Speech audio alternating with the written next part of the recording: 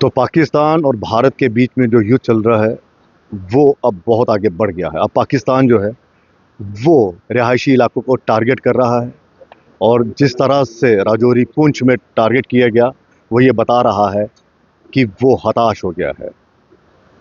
इस समय जम्मू कश्मीर के सभी मुलाजिम जो हैं वो वॉर मोड में है, यानी कि उनकी जो सर्विसेज हैं इस समय युद्ध में ली जा रही हैं और हर एक ऑफिसर जो है वो अपना बेस्ट दे रहा है। और इसी बेस्ट में देते हुए डॉक्टर राजकुमार थापा जी जो हैं वो शहीद हो गए।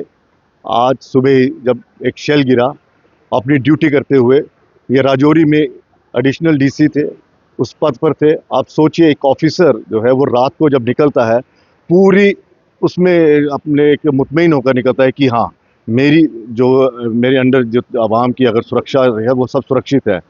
लेकिन वही ऑफिसर जो है वो इस वॉर में शहीद हो जाता। और ये जो ऑपरेशन सिंदूर जो चला है इसमें ये पहले ऑफिसर हैं जो शहीद हुए हैं इस हिंदुस्तान पाकिस्तान के ये जो युद्ध चल रहा है।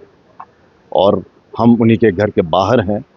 इस समय मातम का जो वहाँ पर एक माहौल बना हुआ है।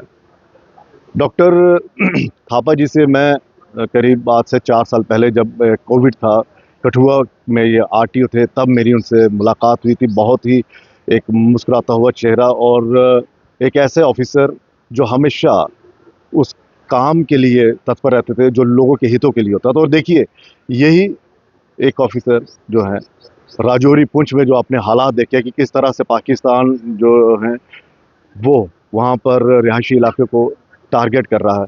तो इन्हीं की ये ड्यूटी थी कि लोगों को सुरक्षित जगहों पर ले जाया जाए और उसी ड्यूटी को अंजाम देते देते ये शहीद हो गए। मेरे साथ मेरे सहयोगी अमित हैं।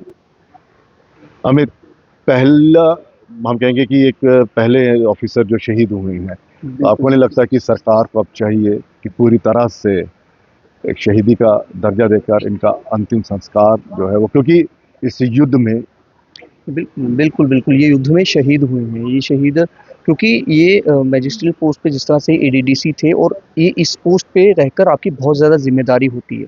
क्योंकि डीसी जो होते हैं उसको पूरे ज़िले को देखना होता है, लेकिन उसके बाद क्या होता है कि आपको एक ऐसे अधिकारी चाहिए होते हैं जो अपनी एग्जीक्यूट उनके कामों को लेकर एग्जीक्यूशन दे, पब्लिक को समय-समय पर अवेयर करे। उसका आर्मी के साथ भी रहता है कि कब कहाँ से क्या होगा, लॉ एंड ऑर्डर देखना होता है, सारी चीज़ें उसको देखनी होती हैं। और जिस तरह से ये इस वॉर में शहीद हुए हैं, आज सुबह जो पाकिस्तान की तरफ से शेलिंग की गई, उस शेलिंग में ही ये शहीद हुए हैं। तो ये अधिकारी रैंक के जो ऑफिसर थे, डॉक्टर राजकुमार थापा, आज हमारे बीच नहीं रहे हैं। मैं आपको बताऊँ कि इनका अपना एक बड़े शालीन ऑफिसर थे। ये अपने काम के करने को लेकर जाना जाता था इनको कि ये एक बड़े डेडिकेटेड थे अपनी ड्यूटी को लेकर, बड़े डिसिप्लिन्ड थे। मैं इनसे बड़ा पुराना जानकार हूँ। मैं मुझे सब सुबह तुम्हारे खबर आई साथ ही तुम बिल्कुल, मिले थे वहाँ पे। बिल्कुल आरटीओ ऑफिस कठुआ में तब थे। मुझे अभी थोड़े दिन पहले सेक्रेटरीट मिले थे, बोलते तू बड़े दिन से देर बाद मिले हो, कहाँ होते हो ये? मतलब मैं बताऊँ कि अपने काम को लेकर इनकी एक पहचान ऐसी थी कि ये जो काम पब्लिक को कभी कोई सफ़र होना नहीं देना चाहते थे। ये हमेशा ऐसा काम कोई भी इनके पास अगर आप लेके जाते थे, मैंने कितने लोगों के लिए इनसे काम करवाया जब ये आरटीओ बतौर आरटीओ कठुआ थे। तो ये मैं आपको बता रहा हूँ कि ये 1996 बैच के एमबीबीएस पास आउट थे। फिर उसके बाद 2001 में ये जो है उसमें जेकेएस बन गए। फिर अभी हाल इनकी कुछ ज़्यादा देर नहीं हुई थी कोई इनकी प्रमोशन हुई, तो मतलब कुछ ही साल में हुए थे इनकी प्रमोशन हुए। तो इनके बैचमेट आज यहाँ पर पहुँचे हैं जो केएस हैं या जो डॉक्टर्स थे, काफ़ी मायूस हैं। मायूस है यहाँ पर ऑफिसर जो है वहाँ से। हम देखिए हमने बात करने की कोशिश की थी लेकिन कोई भी है इस समय बात करना जो है वो। सर क्या कहेंगे? हाँ, मेरा नाम अरविंद कुमार है। मैं डॉक्टर साहब को काफ़ी देर से जानता हूँ, तकरीबन ये 90 से।